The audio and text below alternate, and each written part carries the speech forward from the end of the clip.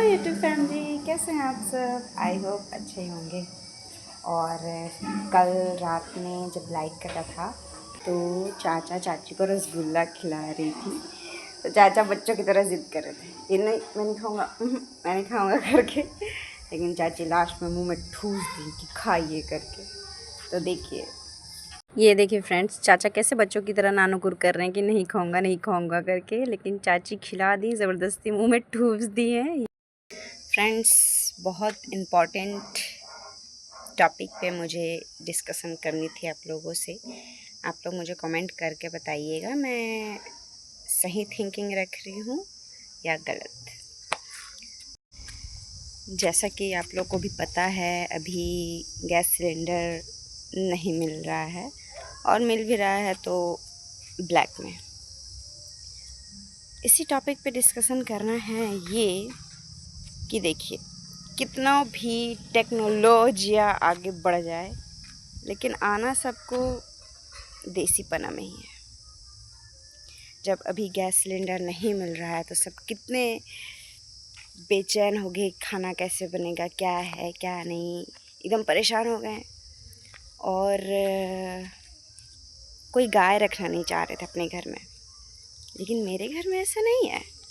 मेरे घर में कितना भी टेक्नोलॉजी आगे बढ़ जाए, लेकिन गाय रखना मेरे घर में बहुत शुभ माना जाता है। जैसे मेरे चाचा जी, वो खेती बाड़ी करते हैं तो गाय रखते ही रखते हैं।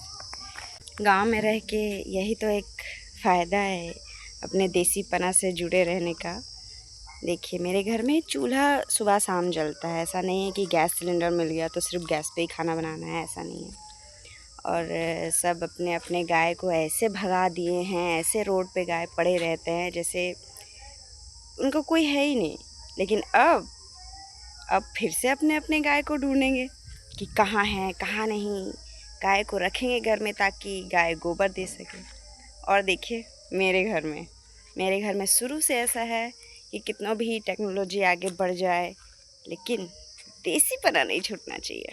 ये देखिए, ये इतना बड़ा बड़ा गोईठा उपला जो भी बोलते हैं, इसको काकी पूरा, मेरी चाची जो है पूरा सजा सजा के रखी है। यह पूरा ऐसे यहाँ से ये पूरा सिर्फ गोईठा रखा हुआ है, वहाँ भी रखा हुआ है, ताकि अगर गैस सिलेंडर नहीं भी मिलता है तो हमें कोई प्रॉब्लम नहीं होने वाली।